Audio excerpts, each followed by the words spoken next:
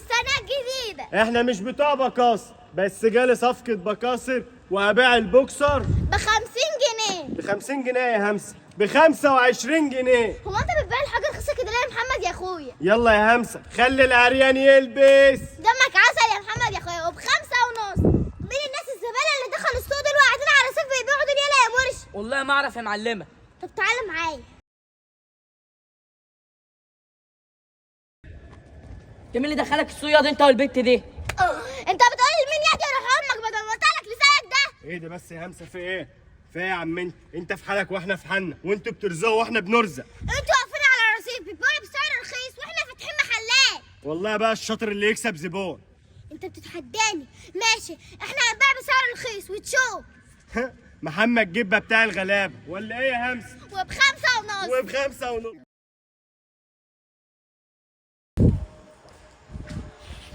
ايه انا في ايه؟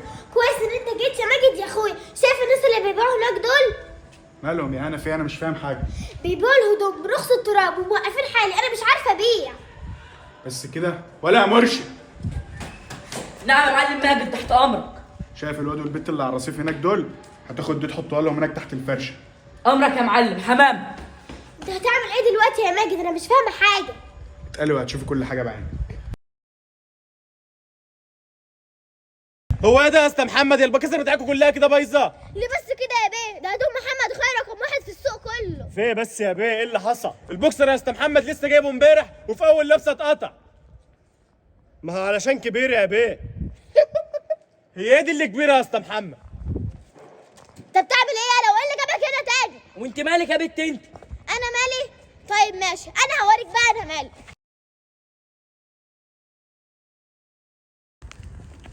هو فايق يا همسه انت ربط الواد ده كده ليه؟ عشان هو عيل مصر باين وانا اللي هربيه. انتوا عايزين مني ايه؟ والله لو المعلمه توديكوا في 60 داهيه. يلا يا همسه كفايه شغل النهارده، لم الفرشه دي بقى عشان انت هتروح للدكتور النهارده. برضه يا محمد عايز ناخد كيماوي عشان شعري يقع. يا همسه يا حبيبتي ما هو علشان تخفي. هو انت لو حصل لك حاجه دلوقتي لا قدر الله هتسيبيني لوحدي؟ حاضر يا محمد اللي تشوف. انت يالا انت وهي. ايه ده؟ في ايه يا محمد يا اخويا؟ حاضر يا محمد يا اخويا هعمل كل اللي انت هتقولي عليه. طب يلا بقى يا همسه علشان نلم الفرشه. يا جدعان فكوني يا جدعان والله ما عدت قادر. لا مش هنفكك. خليك قاعد كده لحد ما يبان لك صاحب ويبقى يفكك هو بقى. انت يالا انت وهي. ايه ده؟ في ايه يا محمد يا اخويا؟ في إيه بس يا باشا؟ احنا والله ما عملنا حاجه، احنا بناكلها بالحلال. والله العظيم يا باشا بناكلها بالحلال. ومين الولد المربوط ده؟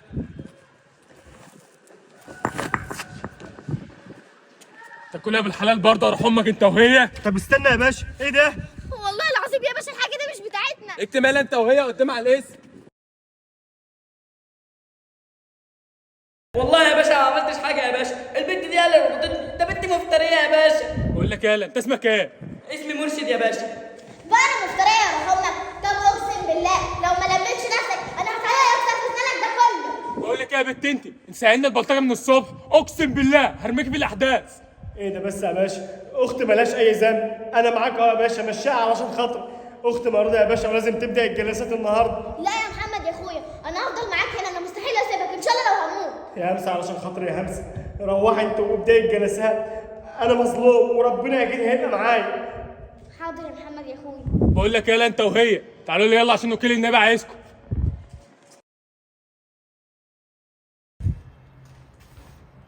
برافو عليك كده يا مرشد اتقبض عليهم. ايوه ايوه يا معلمه. مالك كده يا مرشد؟ لا لا لا مفيش حاجه انا تمام. تأمريني باي حاجه؟ خد يلا يا مرشد دول نصيبك. شكرا يا معلمه. استأذن انا. ازيك يا معلمه؟ انا كنت بس جاي اساعدك وهبيع معاكي على ما اخوكي يخرج بالسلامه. انا ما عادش معايا فلوس عشان اروح اجيب بضاعه وانزل اشتغل في السوق. تخيل كمان ما عادش معايا فلوس عشان اروح اكمل جلسات علاجي.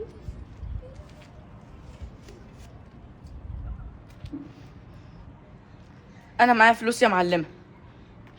تعالي نروح المستشفى تكملي جلسات علاجك وردهم لي في اي وقت. بجد انت طلعت طيب قوي. هي مرشد يلا نروح بسرعه وما نضيعش وقت.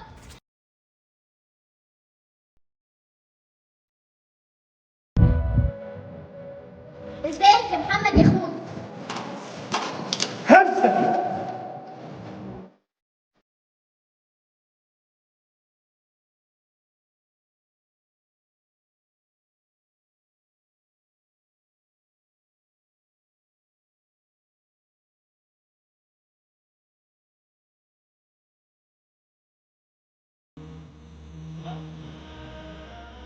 يا ماما كنت خالص طلعي زيت منك ومن عيشتك.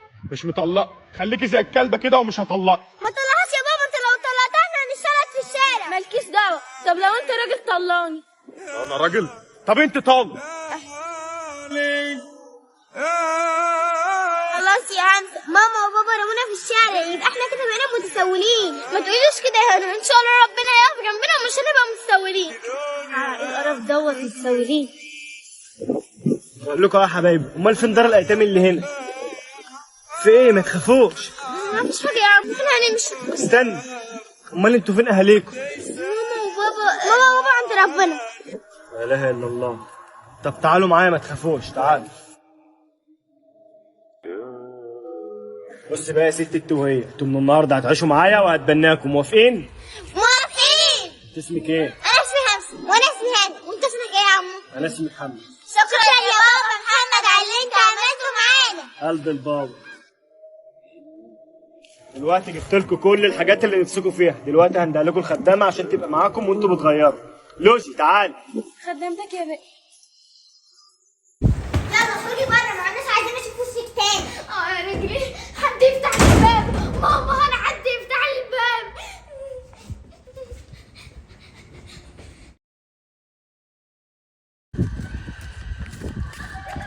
مالك يا حبيبتي قاعده لوحدك ليه كده؟ مفيش حاجه يا عمو.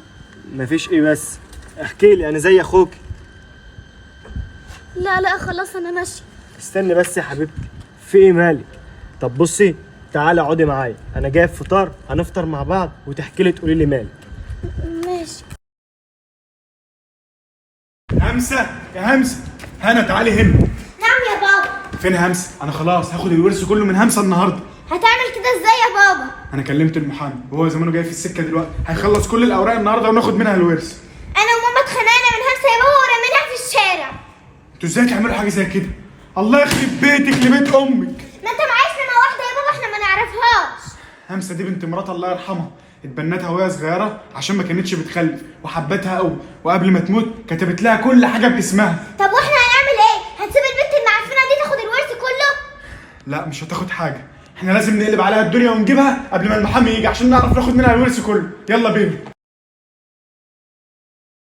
ازاي يا ماجد بيه ما اقدرش اتنزل لك على الورث غير اما همسه تكون موجوده، هي بنتها وهي صاحبه الملك. يا مترو قلت لك 100 مره هي مش بنتها، مراتي ما بتخلفش، اتبنت همسه دي وهي صغيره من الملجأ، وقبل ما تموت كتبت لها كل حاجه باسمها. شوف لنا حل بقى يا مترو، هات لي الورث. الحل اللي انتوا تجيبوا لي همسه. تعالى يا بابا، انا هعرف اجيب لك همسه المقرفه دي. عن اذنك يا متر. نوريني المفك كده يا همسه. حاضر.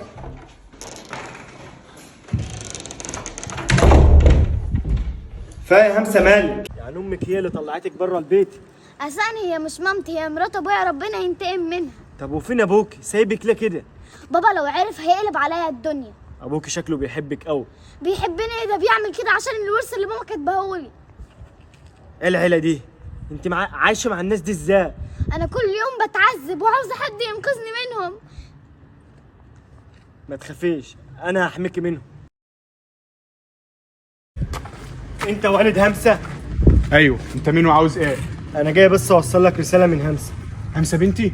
انت تعرف طريق همسه بنتي؟ انت قول فين همسه بنتي؟ همسه تعيش انت. ايه؟ انت اكيد كذاب، همسه بنتي ما ماتتش، انت قول فين همسه بنتي؟ انا عارف انك مش مصدق من الصدر، بس هي كانت قايله لي ان انا اقول لك ان هي بتحبك قوي. سلام. همسه يلا بينا من هنا. عملت ايه يا محمد؟ انا قلت لابوك ان انت مت علشان ما عادش يدور عليك. محمد انا خايفه عليك، بابا ده شرير وممكن يأذيك. عادي بقى، المهم يلا بينا من هنا.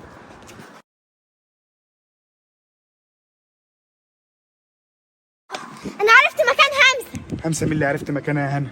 همسه خلاص ماتت، جالي واحد من شويه وقال لي همسه بنتك تعيش انت. الراجل ده كذاب، حتى خدته في الفيديو ده يا بابا.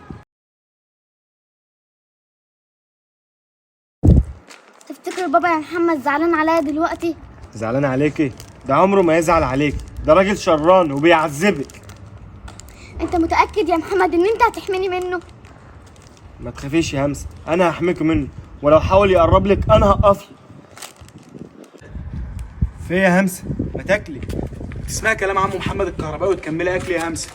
همسة الحقني يا محمد، انا مش عاوز امشي مع الراجل ده، الراجل ده شراني. قلت لك تعالي معايا. مش هتعرف تاخدها مني، ولو حاولت تقرب لها انا هوديك في 60 داهية. حلو قوي، انا هوريكم انا هعمل فيكم انتوا الاتنين ايه. انا خايفة قوي يا محمد. هيا بابا عملت ايه؟ جبت همسة؟ معرفتش اجيبها بسبب الواد الكهربائي ابن بس وحياة امه ما هسيبه. طب واحنا هنعمل ايه يا بابا؟ المحامي بيقول لو همسة ما جاتش في ظرف 3 ايام الورث كله هيروح لدار الايتام. ازاي يعني الكلام ده؟ المحامي ده لازم يخلص لي الورق كله النهارده. تعالي معايا. همسة همسة، في ايه يا محمد مالك؟ انا عرفت مكان المحامي اللي امك موصيه على املاكي. وفيها ايه يعني يا محمد؟ انا مش عاوزة حاجة. مش عاوزة حاجة ايه بس يا همسة؟ انت تستحق الورث ده، امك قبل ما تموت ما كانتش بتخلف واتبنتك من ملجأ، يبقى انت تستحق الورث ده. انا مش عاوزة حاجة، انا خايفة لبابا الشرير ده يأذينا. ما تخافيش يا همسة، انا معاكي. همسة، ده مكتب المحامي، تعالي نطلع نشوف. لا يا محمد انا خايفة اطلع انت وانا هستناك هنا. طب خدي بالك من نفسك وما تتحركيش من هنا. حاضر يا محمد. يا رب انجح واشرفك يا بابا. همسة، ايه ده؟ انت لسه بتذاكري؟ سيبي المذاكرة دي بقى شوية علشان ما تتعبيش. لا يا بابا انا مش تعبانة ولا حاجة، وانا كمان بذاكر عشان عندي درس وكمان الامتحانات قربت. ماشي يا حبيبتي، ربنا معاكي. معلش بقى لو انت محتاجة فلوس الدرس استناني لاخر الشهر. لا يا بابا انا مش مستعجلة ولا حاجة، وكمان الاستاذ هيستنى عليا لحد اخر الشهر، ربنا يخليك ليا. ويخليكي ليا يا رب. ماشي يا بابا، انا هغير بقى عشان ورايا درس. انت جاي الدرس متاخر ليه يا همسه؟ معلش يا استاذ كريم، اصل انا جاي من طريق بعيد قوي مشي. جبت فلوس الدرس يا همسه؟ لا يا استاذ كريم، بابا لسه هيبقى اخر الشهر وهجيبها لك. طب اطلعي بره، ولما تجيبي فلوس الشهر يبقى تعالي. جبت الدرس متاخر ليه يا هنا؟ كنت في شرم مع بابا عشان كده اتاخرت. جبت فلوس الدرس يا هنا؟ بابا هيبقى يجيبها لك. الباشا بنفسه هيجيلي؟ طب تعالي خش تعالي. اشمعنى هي يا استاذ كريم؟ انت مالك انت؟ يلا امشي من هنا وما تجيش غير وانت معاكي فلوس الدرس.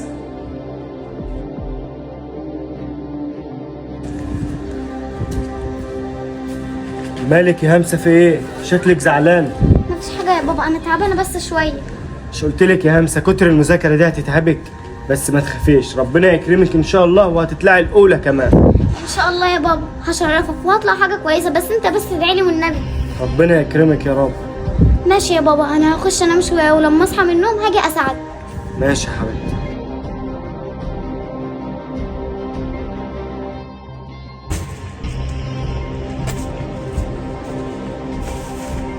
ايه ده؟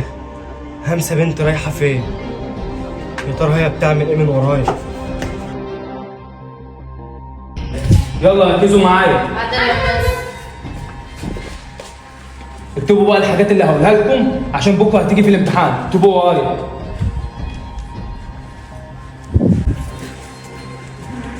هي همسة بنت مش بتخش الدرس وبتقف تسمع من بره كده؟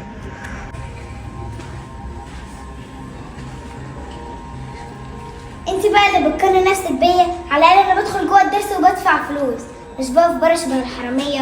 انت عايزه مني ايه؟ مالكيش دعوه بيا، انت واحده فاشله وانا اشطر منك واحسن منك بمليون مره. انت بتعنديني، هنشوف مين اللي هينجح وهيبقى احسن من التاني. سلام يا حراميه الدروس. في يا بابا مالك؟ شكلك تعبان. لا عملت كده فيا يا همسة بعد التعب اللي تعبته معاكي طول الفترة اللي فاتت دي. عملت ايه يا بابا؟ انا مش فاهمه، هو انا عملت حاجه تزعلك؟ هو انا عملت حاجه غلط؟ احكيلي. الصبح لما نزلت من ورايا انا نزلت ومشيت وراك وشفتك وانت واقفة على باب الدرس وبتسمعي المدرس وهو بيشرح من جوه. هو انت كنت بتاخدي مني فلوس وانت بنتش بتحضري الدروس؟ ساكتة ليه؟ ما تنطقي. حتى انت كمان يا بابا ظلمتني. كل الحكايه ان انا ما كنتش عايزه اقول لك ان الاستاذ طردني من الدرس عشان ما جبتش فلوس الشهر، وانا ما كنتش عايزه اجي اقول لك عشان عارفه ان انت ما معكش فلوس.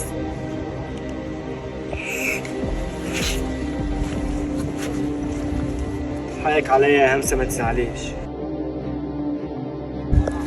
بابا ازيك يا قلب بابا، وحشتيني. طمنيني بقى، اخبار الدراسه ايه السنه دي؟ الحمد لله، بس انا خايفه لان في واحده معايا في الدرس بتغير منها علشان انا اشطر منها. دي مين البنت الحقودة دي؟ على العموم ما تقلقيش، المدرسين كلهم صحاب، وانا هديلهم فلوس عشان انجحك وهسقطها لك كمان. شكرا يا احلى بابا، انا هطلع انا بقى علشان اذاكر لان الامتحان بتاعي بكره. ربنا يوفقك يا حبيبتي، يلا سلام. الو، يلا عشان هنخرج. ادينا خلصنا الشغل اهو يا بابا، هلحق انا اغير هدومي عشان اروح الدرس. لما تستنيني بس شويه يا همسه وهاجي معاك استاذن من الاستاذ ويدخلك الحصه. لا يا بابا والنبي، الاستاذ ده بيحب الفلوس قد يعني، ما تروحش انت وتهين نفسك. كده كده النهارده اخر حصه والامتحان بكره. خلاص ماشي يا همسه، ربنا معاك يا رب. يلا كل واحد يحفظ الاسئله علشان تيجي بكره في الامتحان. ايه ده؟ همسه، إيه اللي معادي كده؟ تعالي يا همسه. ايه ده؟ همسه، إيه اللي معادي كده؟ تعالي يا همسه. نعم يا مستر. إيه اللي معادي كده يا همسه؟ يا مستر، انا مش معايا فلوس الشهر، والله انا اسفه، ما عدتش هاجي هنا تاني. طيب خليكي يا همسه استني النهارده عشان اخر يوم بكره في الامتحان. شكرا قوي يا مستر، والله انا حافظه كل المنهج بس جاي راجع مع حضرتك. انا عارف انك شاطره قوي وعارف انك هتطلعي الاولى زي كل سنه ان شاء الله يا رب. يا رب يا مستر. بابا يا بابا، في إيه يا همسه؟ انا غيرت هدومي عشان نروح نجيب النتيجه بتاعتي. ماشي يا همسه، اهدي ان شاء الله هتنجحي، انت تعبت وان شاء الله ربنا هيكرمك. ان شاء الله يا بابا، انا تعبت مذاكره والله. يلا بينا بقى عشان نروح نجيبها.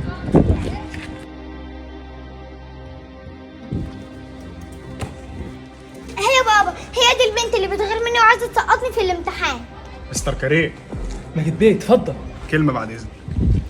مين البنت دي؟ دي بنت غلبانه قوي وبتاخد عندي درس ومن اشطر الناس عندي وان شاء الله هتبقى الاولى. طب واللي يديك فلوس توصل لحد 20,000 جنيه تبقى البنت دي ايه؟ ايه ده؟ انا مش فاهم حاجه يا ماجد بيه. هديك 20,000 جنيه وتسقط البنت دي وتنجح انا بنتي وتخليها الاولى على المدرسه. اسامي الناس الناجحه: الاولى على المدرسه الطالبه هنا ماجد حنيفه، الثاني على المدرسه الطالب احمد حنفي 90%. هو انا اسمي ما اتنجحش ليه يا بابا؟ اكيد هيندوا على اسمك دلوقتي يا همسه، اصبري. اسامي الناس الساقطه: الطالبه همسه محمد جبله 0%، افشل طالبه في المدرسه. 0% ازاي؟ معلش بقى يا حبيبتي، ربنا يكون في عونك. قلتلك بعد كده ما تتحدينيش، لان انا هفضل فوق وانت هتفضلي تحت. سلام يا جربوعه. همسه قوم. انا فين؟ انا فين؟ همسه الحقيني يا همسه، هو مين اللي ربطني كده؟ ما هربتش ليه زي ما قلت لك؟ مش هينفع اهرب يا همسه واسيبك واسيب كوكب الارض اللي متحول لزومبي. غبي غبي، الدكتور الشرير هيأذيك.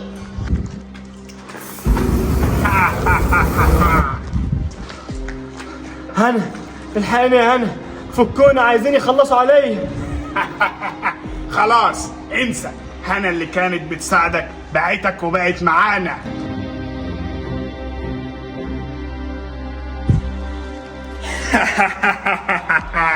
الحونة دلوقتي أصبحت جاهزة، ده الاختراع بتاعي الجديد يا بنت كوكب المتحولين. أي حد هياخد من الحونة دي هيتحول لوحش مفترس، وأي حد هيعضه هيتحول هو كمان لوحش مفترس. أنا لازم أدمر كوكب الأرض كله. ها جاهزة يا بنت كوكب المتحولين أنت والبنت دي؟ ايوه جاهزه يا دكتور، وانا كمان جاهزه. انا عايزه ابقى شريره وادمر كوكب الارض كله معاك. كلها نص ساعة والحونة تبقى جاهزة. هنا همسه، حد يلحقني. همسه انت بتصوت ليه؟ محدش هيسمعك ولا حد هيفكك من هنا. ايه اللي حصل لك يا هنا؟ انت كنت طيبه، انت ليه بعتني ليهم؟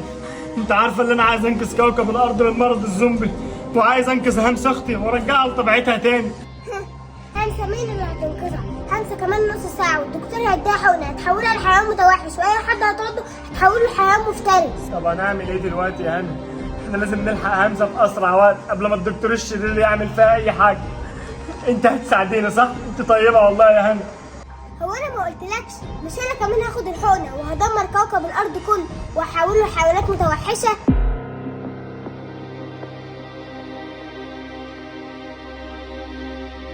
هنا استني يا هنا، فكنا علشان الحق همسه.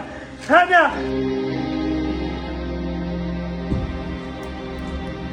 جاهزين يا بنت كوكب المتحولين انت وهي؟ جاهزين يا دكتور. ودلوقتي الاختراع بتاعي اصبح جاهز. انا لازم ادمر العالم كله. هبدأ بمين فيكم؟ هبدأ بمين؟ تعال انت يا هنا، اقفي هنا.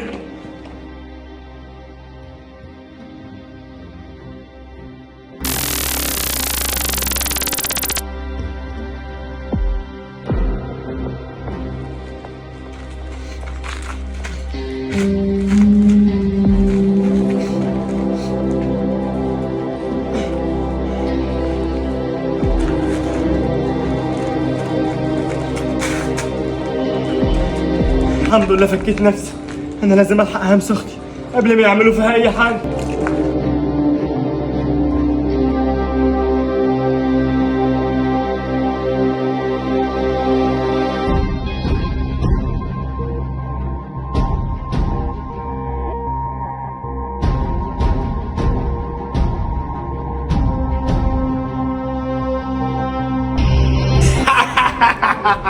نجح نجح، اختراعي نجح. اتحولت دلوقتي لحيوان متوحش، واي حد هتعضيه هيتحول لحيوان متوحش هو كمان. ادينا الحقنه بسرعه يا دكتور، انا عايز اخرج وانتقم من كوكب الارض كله. بس كده هنية، بس الاول قبل ما اديك الحقنه دي لازم اخلي البت دي تجرب على حد من البشر وتعضه، نشوف هيتحول لوحش ولا لا. هنجربها على محمد اخوكي، لازم انتقم منه ونحوله لوحش. تعالي معايا يا هنا، خليك انت هنا يا بنت كوكب المتحولين علشان ما تشوفيش اخوكي وانا بدمره.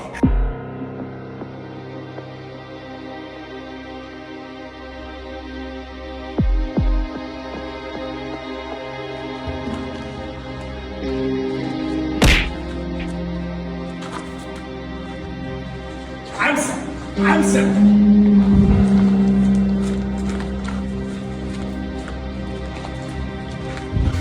همسه مش موجوده يا دكتور، شكلها هي اللي هربت اخوها محمد.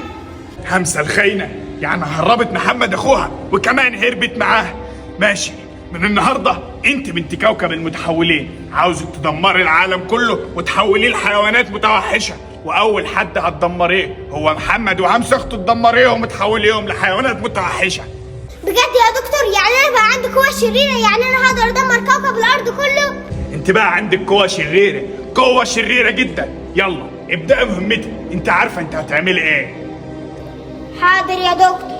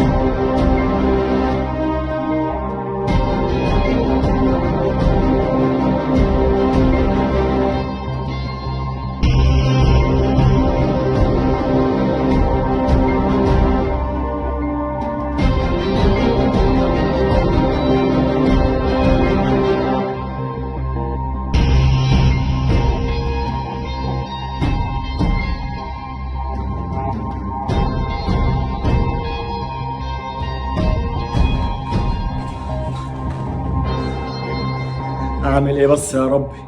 هحمي اختي همسه ولا هنقذ المدينه من اللي بيحصل فيها ده؟ انا ما عادش عارف اعمل حاجه لوحدي. يا رب قول لي اعمل ايه.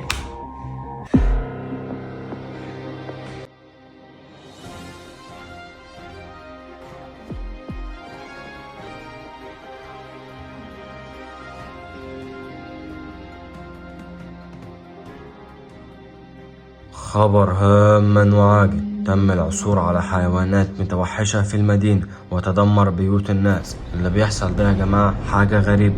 الناس اللي كانت متحولة لزومبي اختفت وظهرت حيوانات كتيرة في الشوارع. تفتكر اللي بيحصل ده حد السبب فيه؟ ولو حد السبب فيه ليه بيعمل كده؟ حسبي الله ونعم الوكيل وشكرا. يا نهار اسود، الدكتور الشرير هيدمر المدينه. انا لازم اتصرف في اسرع وقت.